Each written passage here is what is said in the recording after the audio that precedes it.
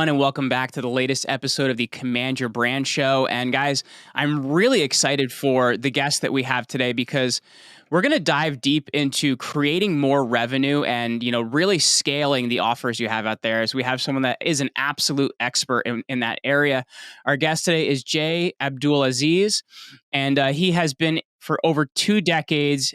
He's been in the insurance industry. He's been absolutely killing it over there, and we're excited to dive into things with him today. Jay, thanks for hanging out with me today, sir. Jeremy, thanks for having me. Very excited to be here and excited to just share the phone sales and insurance experience with you. Absolutely. So for people that may not be familiar with you or familiar with your story, Jay, just tell us a little bit about who you are and how you got here, man. Sure. So background, my parents are both from Pakistan, right? So they both migrated over here in the early 70s. I was born here. We speak different language. So technically English is my second language. And when I, started out, right out of high school, I started getting into phone sales and I sold vacations right out of high school. Prior to that, I was a sandwich artist at Subway, right? So, oh, wow. Yeah, so I got into phone sales, selling vacations. After a couple of years of doing vacations, I started to get into the insurance sales. I worked my way up from the top agent at the company I was at. I worked my way up to assistant manager, then manager. Eventually, I became the director of operations. And to make a long story short, in 2010, I started my phone sales career in 2005. In 2010, I started my first health insurance agency. And I started it with the owner of the company I was working for before. So he was my first investor and my first insurance agency. And fast forward till now, I've done $350 million in insurance premiums and counting. I own 10 different businesses that some are investments, some I operate, and that's where I'm at today. So let me ask you this then, Jay. You mentioned one thing that I find really interesting. You said that you had started out at an agency, you were doing really well there, and then the person running that agency became one of your first customers. Is that correct? He was my first investor. First investor. Okay. So let's talk about that. Like how does that work? Because I think for a lot of people, maybe they've done really well, like working at someone else's business and they're very competent at that. And they're looking to kind of go to that next level, but they don't know where to go. It sounds like this was an interesting strategy. So tell me about that. Yeah. So insurance is it might be similar, but it's different the way that I look at it, because when you help people expand, you actually help yourself as well, right? Like as people grow and you're able to help them get to the next level, it helps you get to the next level. So in the situation of the owner of the company I was working for, starting up that agency with me was actually a blessing for him as well, right? For me, for him, it worked out for everyone.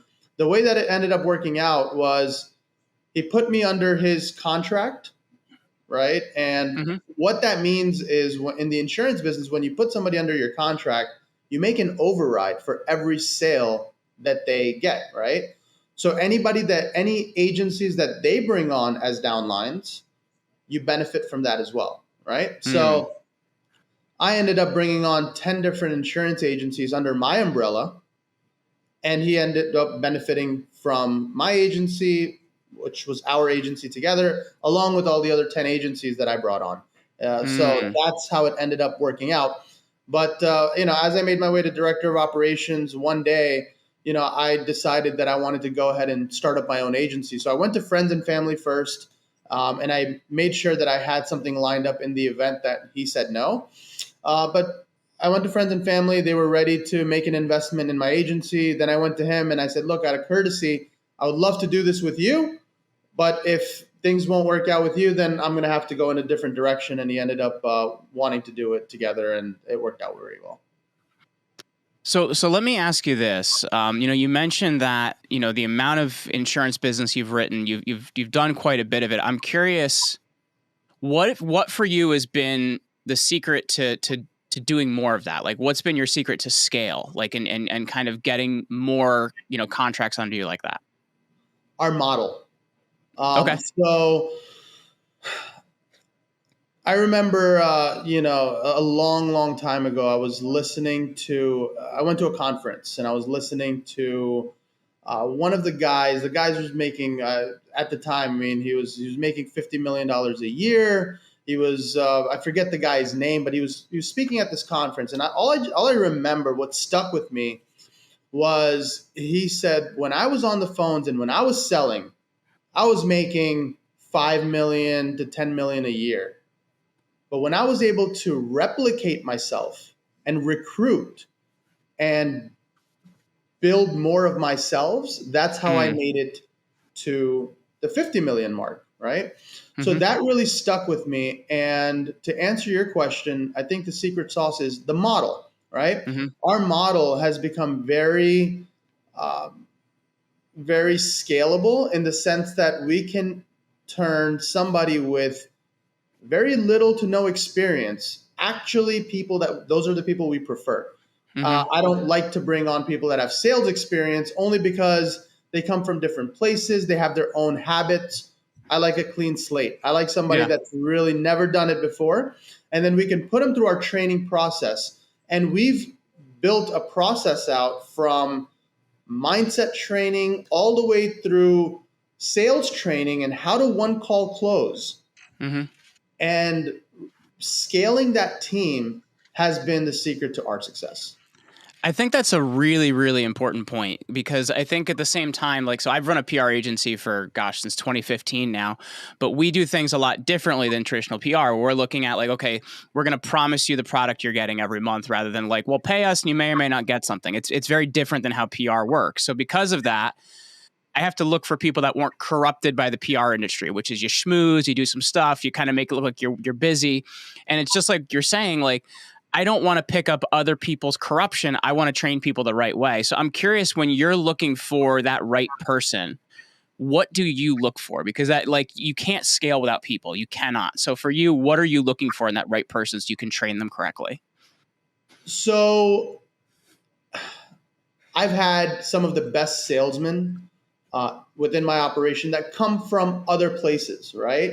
Mm-hmm. But they might not last very long because they have their own culture, their own way of doing things, right? What I look for more than hard skills, I don't look for can this person sell? What kind of track record do they have? A lot of our competitors look for, hey, bring me a pay stub that shows me that you've made $2,000 a week somewhere else and we'll give you a sign on bonus. I don't want those people.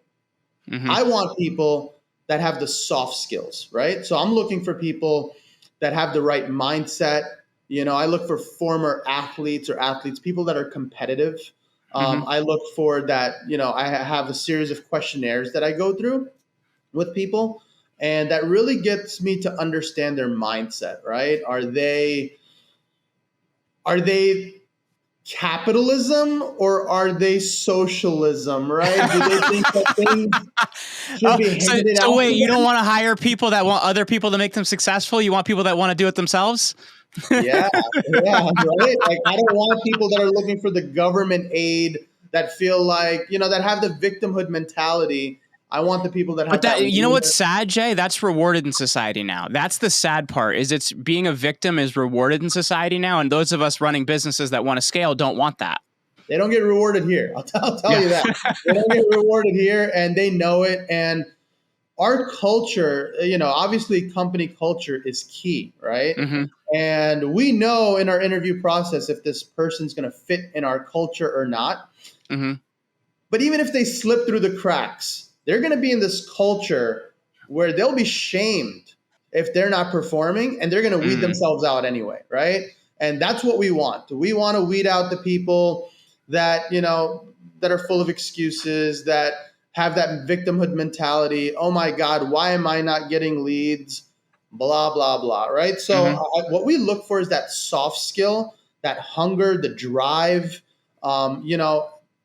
Some companies, some of the owners that I talk to, my friends, like they refuse to hire older people because they say, look, the older people, they're kind of, you can't teach an old dog new tricks and they're not hungry and driven. But guess what? I've had some people that are in their 50s that come and their drive is better than the 18-year-old. So Mm-hmm. I look for that drive. I don't care who or what you are, as long as you have that drive Mm-hmm. and that mindset and the soft skills that we look for, Mm-hmm. I can scale with you. And I've been wrong a few times, but most of the time I'm pretty spot on.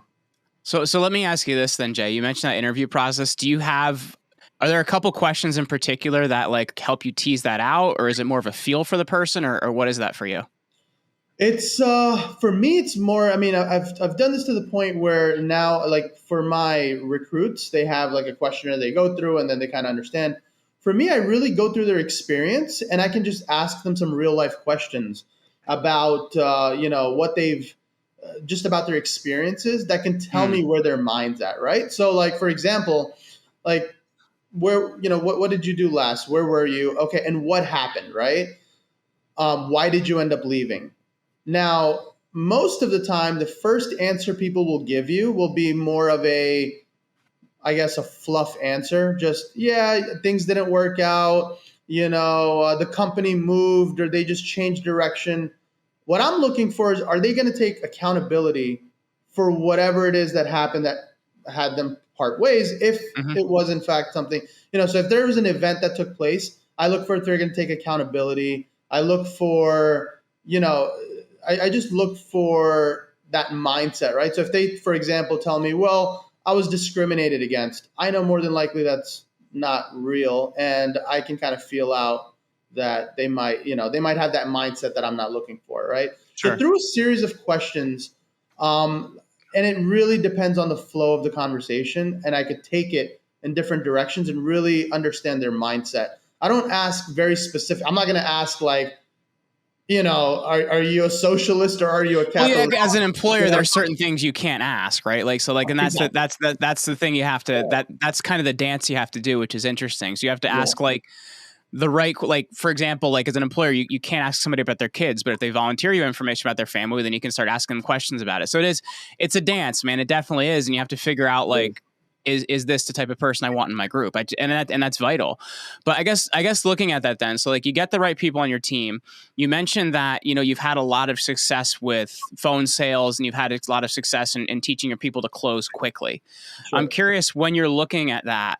What does that process look like? How have you been able to get people, number one, trained in that? And number two, like, what does the actual sales process look like that's worked so well? Yeah, so one of the soft skills I look for is just pure communication, right? Mm-hmm. Are they able to speak? So, like, part of our interview process, we'll give them a script and kind of let them go improv, right? Just, let's role play, let's see where you're at.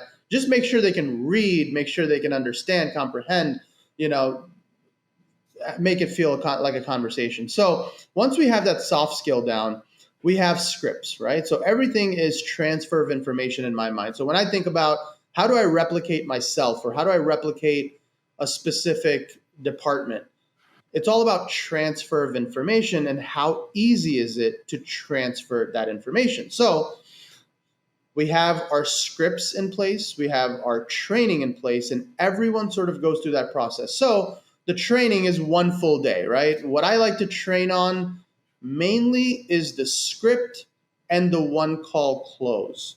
Mm-hmm. I like to go about, so the script, if you just read that script word for word, exactly the way it's designed, you can sound like you've been doing this for years, right? Mm-hmm. This is why I don't like people that come from other places, that have, that come with their bad habits, because first of all, they're not going to be on the same accord with all of our people. I like everyone to be on the same accord. And I'm a little OCD about that. So I want to make sure everyone is reading the same script word for word. And not even just word for word, but like obviously you have to build rapport. You have to put your own personality into it. Mm-hmm. But the framework, the way I see a one call close, this is how I see a one call close, right? This is the illustration for people that could see. For me, the sale opens up right here where it's wide open for, questions and wide open for fact finding and wide open as an opening. And as you start to get towards this point, Mm-hmm. you're closing it in. This Mm-hmm. at this point where you're at the top is where you've gone through your fact finding, you've gone through your presentation, you've gotten to the end where you're ready to close the sale, and at this point you're in a corner where the customer's either going to say no to you Mm-hmm. or they're going to enroll into a policy or buy your product, right? This is Mm-hmm. what a one call close for me looks like. I think So, that's really important too. And just for people listening to the audio version, Jay was demonstrating a triangle, and the triangle being that base of where you're building, a cord, or you're getting in more communication with them. The top of that triangle being where you're getting to a decision point. And I think the thing that's really important about that, Jay, is you get a lot of people that they'll take the sales cycle and they don't get a decision either way from the person. And to me, that tells you didn't do enough, right? From the standpoint of them, like get them to the point of at least tell me yes or no. And if I know yes or no, I know at least what I'm working with. But I think a lot of times you get people that are like, oh, well, that's nice, or that could be okay, or, whatever. You don't get somebody that pushes hard enough to actually get to that point of a decision making.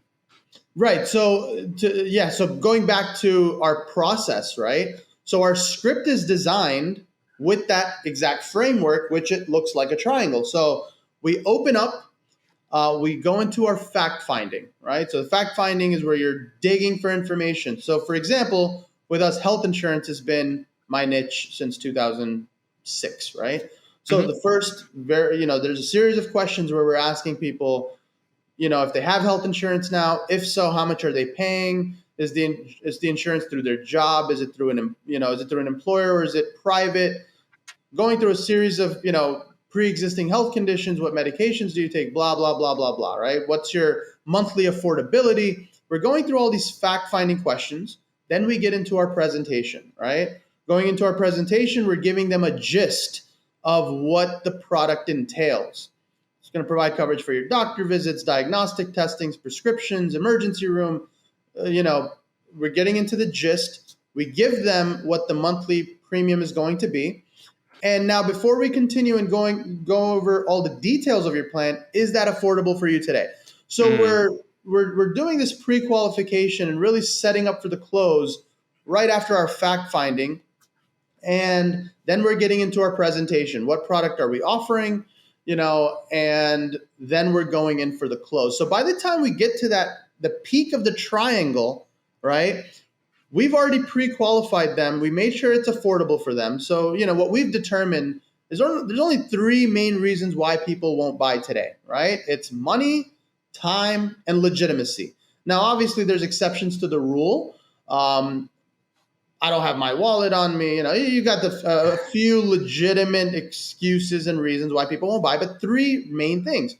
They don't trust you. They're concerned about legitimacy. Who are you? What company are you with? I've never heard of you. I don't give my credit card over the phone. They're all concerned about legitimacy. Time. They have insurance through a job now. They won't lose that insurance for 3 months. Well, you should have found that out in the fact-finding process, right? Mm-hmm. Money, time, legitimacy. And then, you've got the money situation. If it's not affordable for them, you're going to find out in the beginning, in the first 5 to 10 minutes of that call. So when I drop this triangle for you, right, when we're at this peak point, they're either going to enroll into the plan, or they're going to have one of those, one reason why they're not enrolling, which is mainly comes down to legitimacy. For all my phone sales guys out there, that's probably the number one objection that you get. So let me ask you this then. In when you get into, because at the same time, like you teach that process, you get it rolling. What about when you get a guy bugged, right? Like you get a guy that, he's been on the phone a lot, it's not going well. Like how do you handle that situation too? Because I think like quality control is also one of those vital things that a lot of entrepreneurs are missing, but that's how you handle scale, right? Like if you have a bug, you got to kind of get it out. Oh yeah. So are you asking what we do in the situation? Yeah, how do you quality control that situation when somebody's like, maybe they've trained, they've been on the phone a lot, they're getting no closes. Like how do you handle a situation like that? Because I'm sure there's some people that maybe they're just not cutting the mustard. There's other ones that like maybe they're doing something wrong or something's out. Yeah. So usually it's funny because when people come fresh out of training, right? Day one, they just gone through their training, they're excited, they're pumped.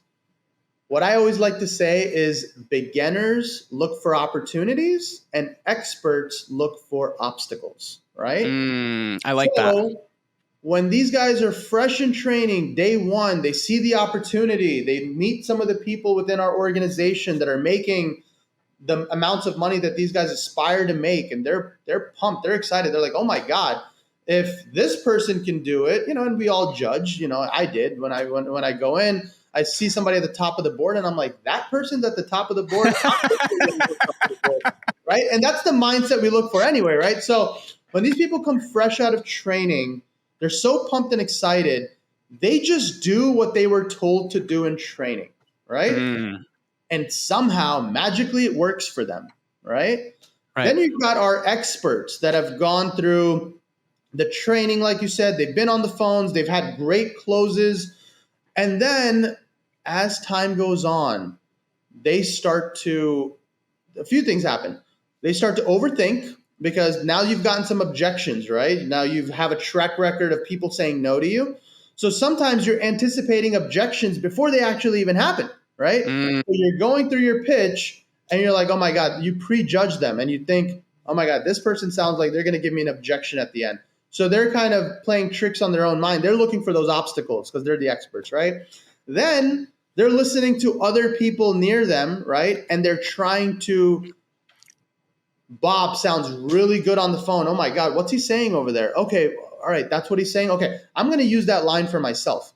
Now they're out of character because that's not their personality. One of our big things in training is, listen, this is sales, but sales isn't where you have to sound like someone else or do some, sales is just helping people. Read the script, follow the format, put your own personality into it, be yourself. So what people end up doing is they start picking up lines from top closers that they think it's going to work for them, and they just put themselves in a slump, right? So normally in those situations, what I tell people, go back to your day one training. Let's erase everything that you've learned so far. Let's go ahead and start with a clean slate. We're going to start with day one training again. Here are your basics. Stop everything else you're doing. Go back to reading that script word for word, back to the basics. Well, go ahead. That's for people that are in a slump, right? For people that just might become a bad apple, a little ball of negativity, they either have to get it together quick or, we have to get rid of the bad apples. Well, I think that's important too, right? Because it's, as a business owner, like hiring quickly and firing quickly is important, because somebody that has stayed there welcome too long can also hurt the team as well. Like that's something you really do have to consider. Absolutely. Yeah. So, again, we go in, we have our trainers, they go into, we have our one-on-one pep talks, and we're trying to figure out, is this person, we want to know what their goals are. We want to know, did something happen? For example, I remember we had one of our top closers. This is a guy that constantly on top of the board for months and months and months on end. And then all of a sudden he starts falling off. But he's one of those guys that doesn't ever talk about his problems. He's actually so good that it's hard to ever tell that he's got a problem going on anywhere, because anything that happens, he shakes it off. He's back at work. Nothing could stop this guy, right? And the best salesmen are the guys that are able to trick themselves, right? Like after a no, they're able to shake it off. I don't encourage any use of tobacco, but they're able to go out, smoke a cigarette, shake it off, do some push-ups. They're back in action. Well, this guy starts to fall off, and his production starts going down. Now it's like 2 weeks in a row, and we're like, this guy is like our top, what's going on? We bring him into an office. We find out that he just got some really bad news about his wife, and she's ill, and his mind's just not in the right place. Now, what do I do with a person like that? I can't, in that situation, it's a delicate situation.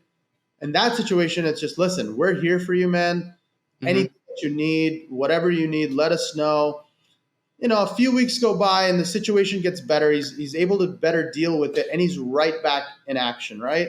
So there's so many different things that can happen. You have to figure out, first we have to just ask some fishing questions and figure out, is this person just bad for our team? Is this a bad apple? Or is there a situation that kind of went left? And we kind of played by ear depending on that. But we're very, very good at telling, if they're just if they've just gone, if they're just expired, right? There's life cycles to everything. If they're expired, we let them go.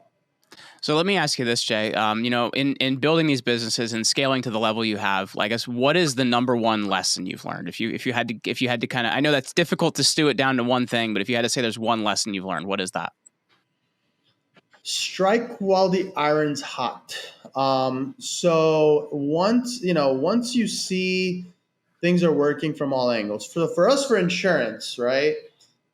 The four pillars that the insurance business stands on, aside from culture, right, is lead generation or leads, sales processes, recruiting of agents, and the retention of your business, book of business, and your employees.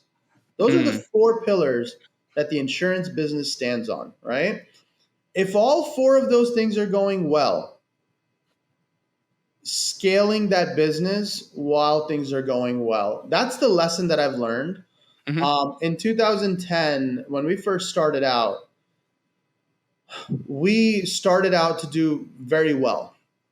Things were going great, and we started to scale pretty immediately, right? And just for a little context, I Yeah. started the business.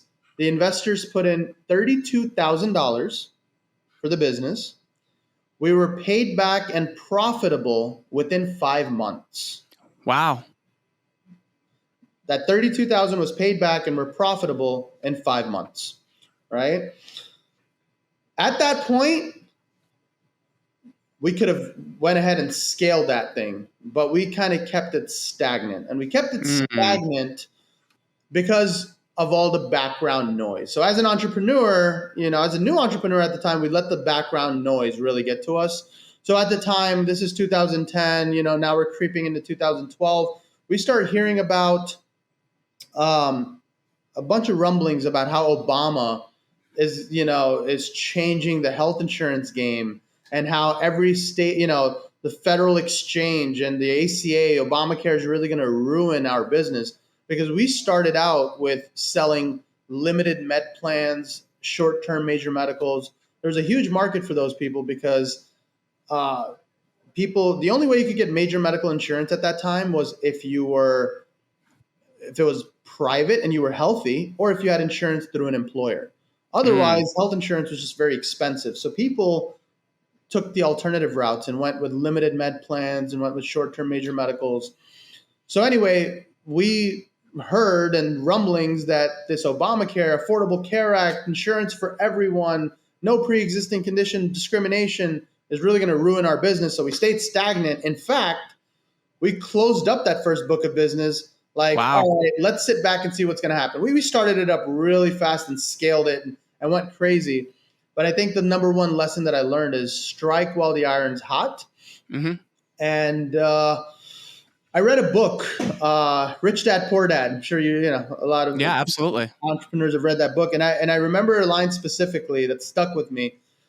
It said, if you want to build a house, you lay down a 6-foot slab and you build a house on it. All too often, people want to build this empire and they lay down a 6-foot slab. Well, that empire is going to tip over. So the other thing that I've learned is, if you're going to grow your front end, your back end or your slab needs to be 3 times as strong. So Mm. those are my two lessons that I've learned. Well, Jay, I've really enjoyed this conversation, man. For people listening, where can they connect with you? Where can they find out more about you? Sure. If you go to onecallclosesale.com, I have a really special giveaway for our audience here. Onecallclosesale.com. You can go on there, and for free, you can download a one call close guide. So I've put together a guide that shows all my experience over the last over a decade on how to one call close is in that guide, and you can just go on there and just download it for free. Very cool. Well, Jay Abdulaziz, thank you so much for hanging out with me today, man. Nice to meet you. Have a good one.